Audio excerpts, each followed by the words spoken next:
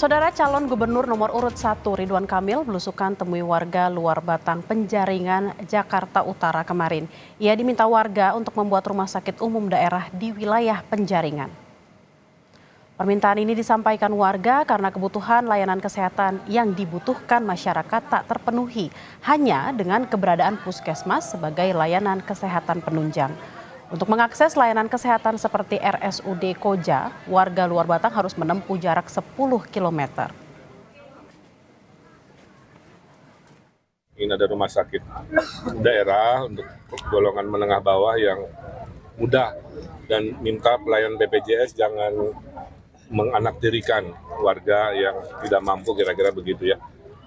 Terus ibunya menyampaikan ada lahan kosong di daerah Waduk Pluit yang nanti kita hitung, kita lihat, mudah-mudahan ke puskesmas silahkan. Bagi mereka yang betul-betul emergensi, Pak RW bilang ini ibunya harus dirawat di rumah tapi udah nggak bisa gerak, kira-kira gitu ya. Nanti ada layanan dokter yang datang ke rumah rutin, dibayarin oleh gubernur, oleh Pemprov Provinsi Jakarta, dan bawa obat dan lain sebagainya. Insya Allah program ini membuat angka harapan hidup warga lansia Jakarta bisa jauh lebih panjang.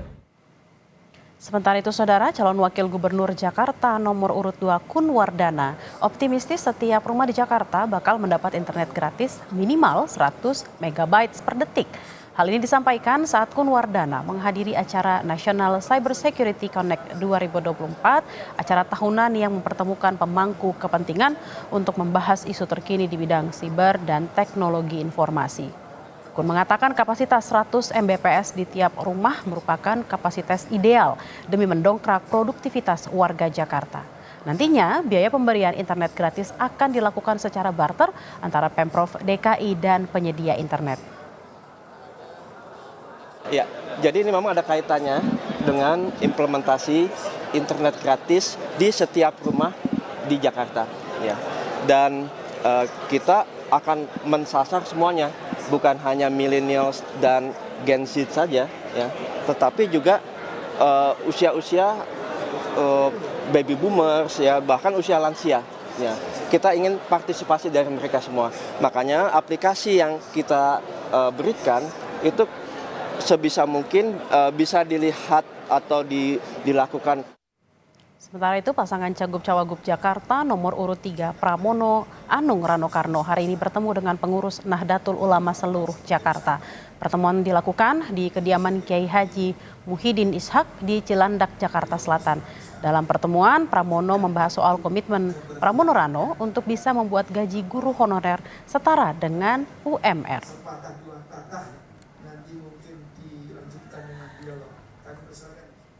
Dalam debat yang terakhir saya sudah menyampaikan secara terbuka bahwa untuk gratis itu tidak hanya sekolah negeri, tetapi juga sekolah swasta, dan juga untuk guru honorer itu tidak lagi 1,5 atau 2 juta, harus UMR.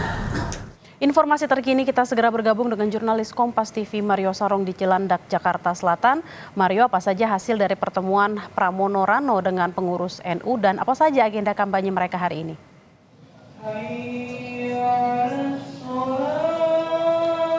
Ya, Bella dan juga saudara, seperti Anda tadi sudah sampaikan bahwa pada hari ini mereka bertemu dengan pengurus besar Nahdlatul Ulama Jakarta di wilayah Cilandak, Jakarta Selatan.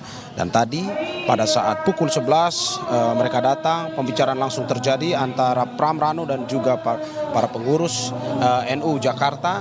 Dan apa yang disampaikan seperti yang tadi sudah dibilang bahwa terkait dengan lebih banyak soal pendidikan, di mana pertama tadi soal guru, juga dengan sekolah-sekolah bagaimana pembangunannya harus lebih diperhatikan.